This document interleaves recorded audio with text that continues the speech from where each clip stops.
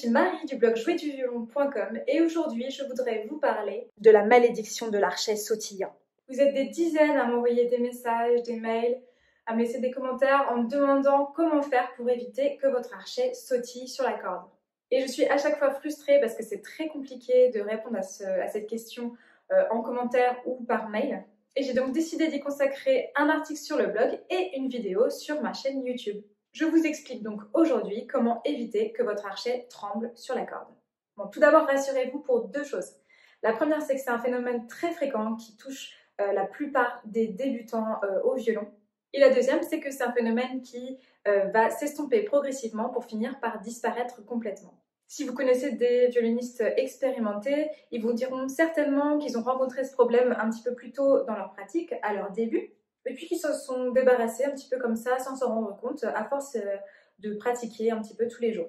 Éventuellement, ils pourront vous dire qu'ils retrouvent encore ce problème dans un cas précis, en situation de stress ou de trac, quand ils jouent devant un public ou devant un jury, en fait dans une situation impressionnante. Et cela en dit long sur l'origine de cet archet qui tremble. Si ce phénomène intervient uniquement en situation de stress, c'est parce qu'il est lié à une tension physique et ou mentale, mais souvent les deux sont liés.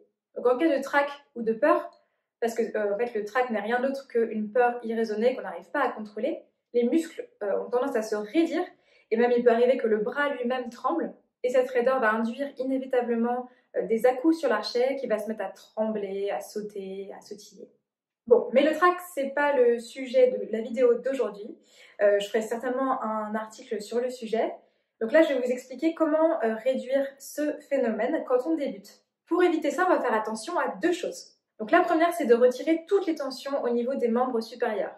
Bon, il ne faut pas que les membres inférieurs soient tendus non plus, mais bon, ça, voilà. Je vais me concentrer déjà sur le haut du corps aujourd'hui. Il va falloir que vous imaginiez que votre main et tout votre bras droit, c'est un peu comme les amortisseurs d'une voiture.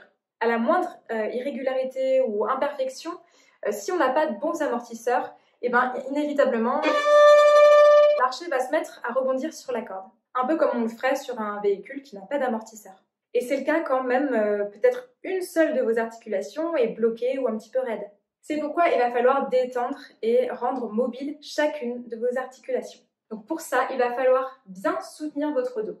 Voilà, il faut être bien gainé au niveau du buste et le dos doit être bien soutenu. Et c'est sur ce dos soutenu que va venir reposer votre bras droit.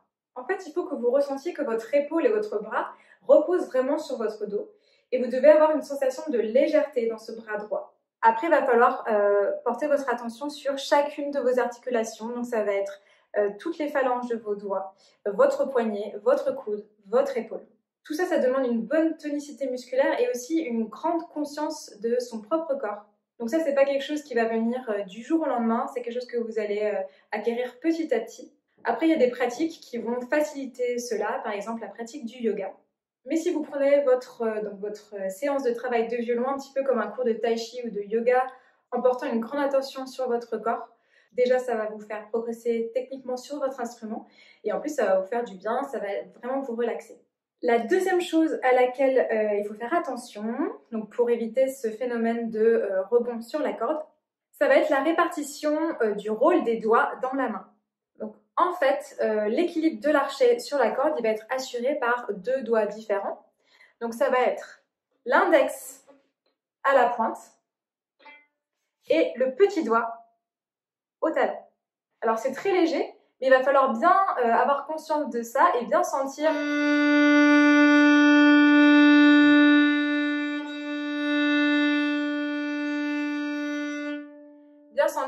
le passage en fait de l'un à l'autre.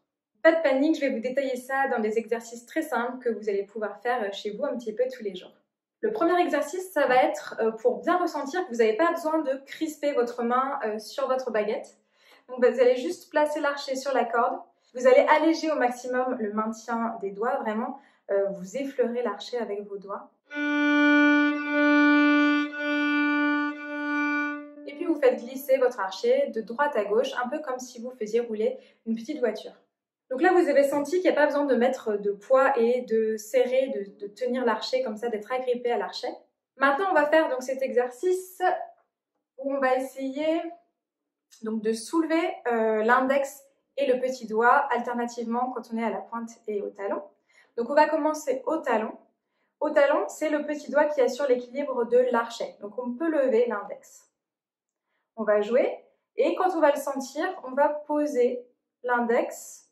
Quand on va sentir que l'équilibre se transmet, on va poser l'index et soulever le petit doigt.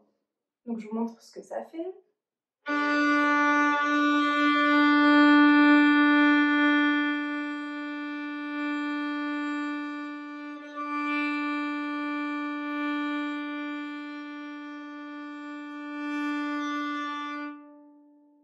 Donc vous allez vous entraîner comme ça à passer d'un doigt à l'autre, à bien sentir que l'équilibre de votre archet est bien géré par ces deux doigts-là.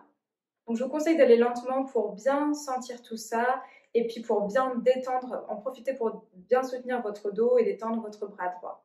Le dernier exercice qu'on va faire, c'est un exercice pour bien répartir le poids dans la baguette parce que en fait on a tendance à mettre un petit peu trop de poids au talon et pas assez à la pointe. Donc on va faire un exercice de crescendo en tirant, c'est-à-dire qu'on va augmenter progressivement le volume en tirant jusqu'à la pointe et qu'on va faire un décrescendo en poussant, c'est-à-dire qu'on va diminuer le volume progressivement jusqu'au talon. Donc je vous montre.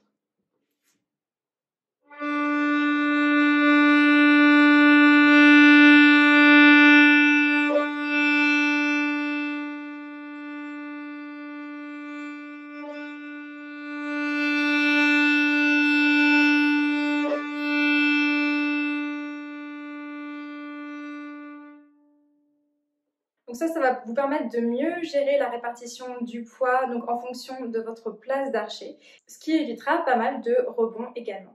N'hésitez pas à partager dans les commentaires vos propres exercices, les exercices qui vous ont aidé à vous débarrasser de ce problème. Si vous avez des questions, n'hésitez pas également. Si cette vidéo vous a aidé, je vous invite à la liker et puis à vous abonner à ma chaîne.